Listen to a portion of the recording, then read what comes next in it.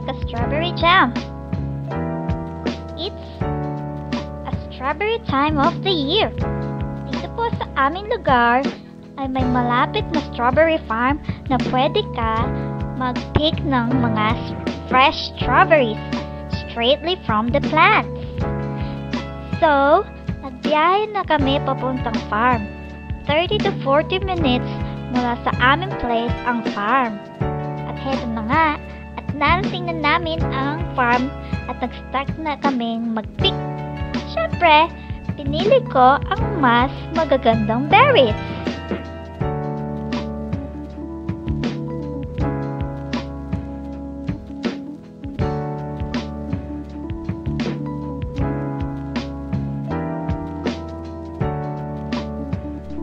At eto na, nag-enjoy kami nagpipick ng mga berries. Medyo madumi nga lang sila, pero okay lang kasi pagdating sa bahay, hugasan naman ng maigi. So nag-enjoy kami, plus may mga flowers pa ang mga berries. That means may mga mag-bloom pa sila into fruits.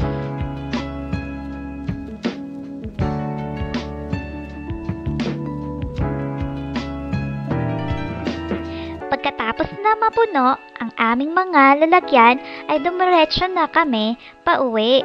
At along the way, natsyempohan namin ang mga sandamakmak ng mga geese. Ang gaganda nila at ang dami pa.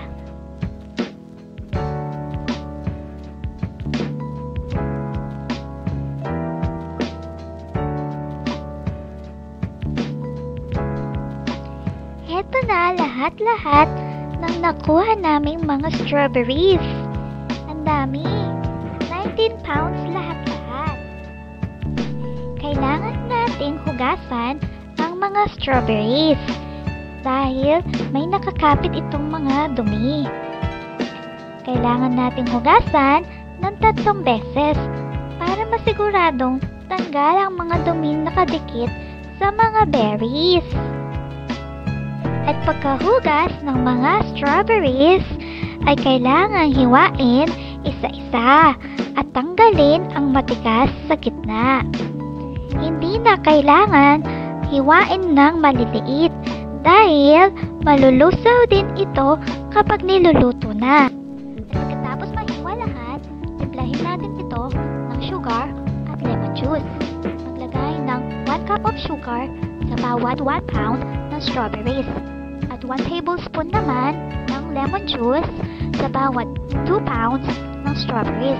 Sayang at hindi ko na videohan yung paglagay ng lemon juice. At sunod naman ay paghalu-haluin natin ang sugar, lemon juice at ng strawberries. Haluin natin ito hanggang lumabas ang katas or juice. Pagkatapos haluin, takpan natin ito ng cling wrap at ilagay natin sa refrigerator ng 24 hours. After 24 hours, pwede na natin itong lutuin. Halu-haluin natin ito ng dahan-dahan para hindi masunog ang ating jam. Ilagay ang ating apoy between medium and high lamang. Continuous lang ang paghalo hanggang makuha natin ang tamang consistency. At para ma-check kung tama na ang consistency, maglagay tayo sa isang platito at palamigin ng konti. At kuhitan sa gitna at kapag ito ay nag-flow pa, ibig sabihin hindi pa ito ang consistency na kailangan natin. So, continuous lamang ang paghalo nito hanggang maging malapot na ito. At pag ready na ito, ready na din natin ang mga lalagyan. Ibabad ng hot water ang ating mga jars para hindi ito mabasag.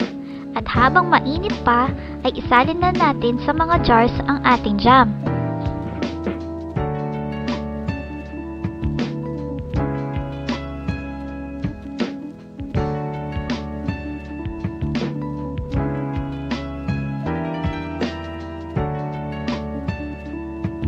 Yung mga rings ay used na, pero okay lang yun dahil nasa outer lamang ang mga ito. Ang importante ay ang mga bagong snap lid. So, ayun na nga. At mainit pa, kaya kumuha na ako ng paper towel para ma-seal natin siya ng maayos.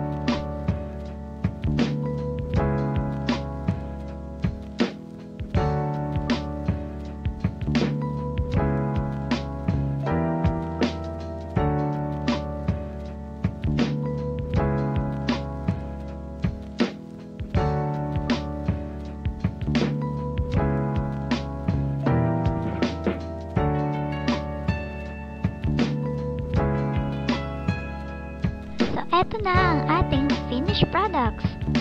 Fresh strawberry jam. Try na natin! Kung nagustuhan niyo po ang ating video, please subscribe and share our video. Thank you for watching. See you on our next video.